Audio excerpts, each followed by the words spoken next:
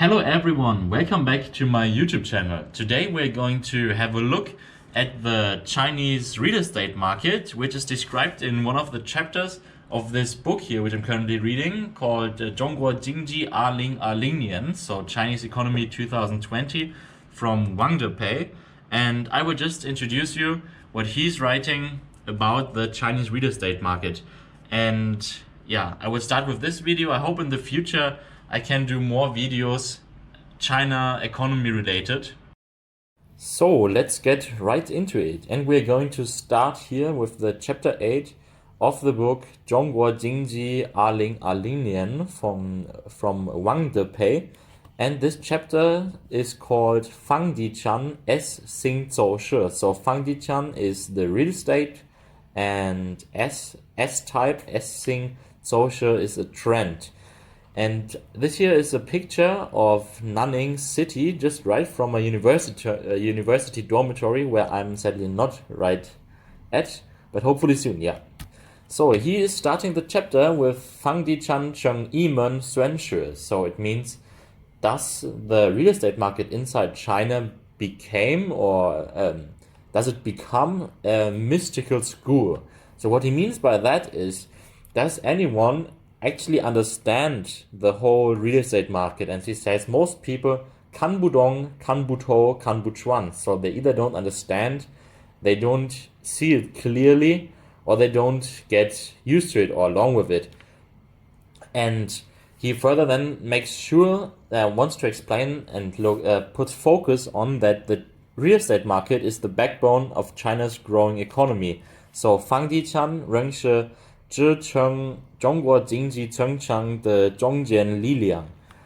And he states this by giving many examples, such as showing us that in 1996 inside China, the whole amount spent on land, so 土地出让金收入, so the revenue sold by land area was a total of 29.04 billion renminbi. And in 2018, this was 6,500 billion renminbi. This is a large number. So it just, during this time, it multiplied, like, okay, here during the last 20 years, it multiplied 100 times. Then further, a few more facts and details into this whole situation to understand it better. And first of all, it's important to know that the Chinese people are distributed unequally in whole China. So he says 人口分布的偏态或与流动的非均衡. So 非均衡, this is the disbalance, 偏态 is inclination. So as you might have heard is that in the West China, in Xinjiang and Xizai, that there almost no one is living, but everyone is living on the east side of China, or especially close to the coasts. So they have this disbalance. And in the end of 2018, 中国人口得到了13.95亿, so 1,395,000,000 people, inhabitants. And with a birth rate of 1.1%, a fertility rate around 1.5%.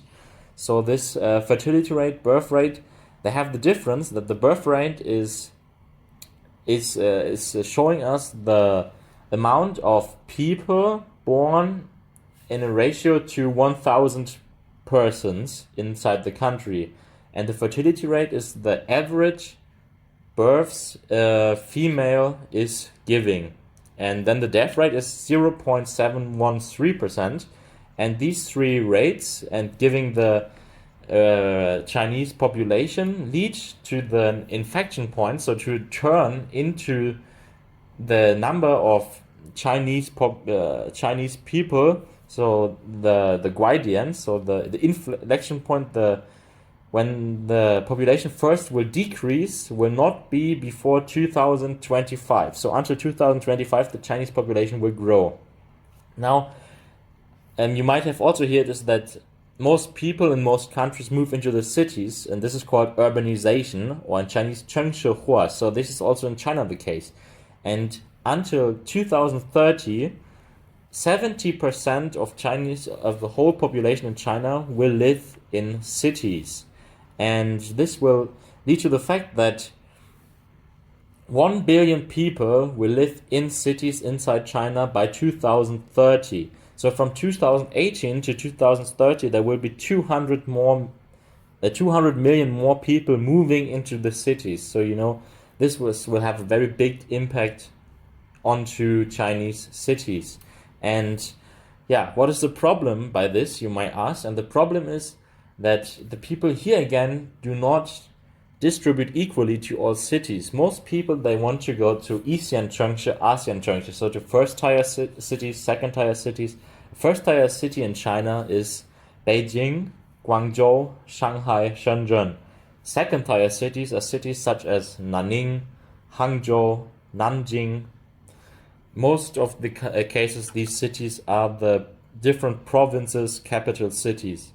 And there are different city groups, Chengshe Chun, where like China is planning these mega cities. And a few examples here: Liru, Changsanjiao, so at the Yangtze River, the Changjiang River.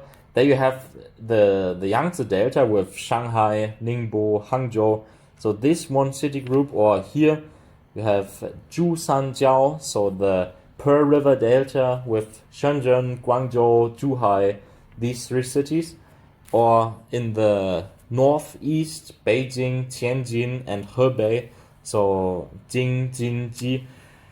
And further, people, they move away from the third and fourth tier cities, so from the San-Sixian Zhongshe into the ASEAN Zhongshe, which is going to lead to very sharp disparity between cities inside China. So you might have heard of these Guicheng, of these ghost cities, or Kongcheng, empty cities. And this will also lead to the fact that, as he stated in his book, Fangshi de Matai Xiaoying, this means the housing Matthew effect. The Matthew effect is an effect which says that the rich will get richer and the poor will get poorer. And this, when applied to the housing market, means that inside the first and second tier cities, the housing prices will get higher and higher, more expensive, but in the other cities they will remain the same. They won't get richer. Then the author is giving us an example about the change from loans for housing for Chinese citizens. And in 2009, there was a total of 3,500 billion yuan, or in Chinese, 3.5 万亿yuan. And in 2018, this got raised up to 25 trillion. So you can see also here, housing is getting more important. People also start taking loans to buy houses. And there's of course coming up some struggles with real estate and the financial market. And these are, as the author explains us, that they are like a vicious circle or a devil's course, and it's hard to get them under control. And it's that on the one side, if the state is putting policies into place, they have like a leverage effect onto the market. And if the market would be completely freely, there would be bubble building. So this is very abnormal. So in different markets, different countries, this market would have bursted already. But why is this not the case in China? And he says, because, I first read in the Chinese, 但对中国来说，从稳增长、稳金融到稳投资、稳预期，都离不开房地产这个中流砧柱的稳定. So it says, in China, from the steady increase, from a steady finance and a steady investment and a steady future prospect, everything is not leaving the real estate market, which serves as like a center, like a main like a mainstream pillar in Chinese economy. So everyone is doing all his plans, investment based on the real estate market. So this is so important and so steady that nothing is changing here. Nothing didn't change in the last years. So now what does the government do during this time?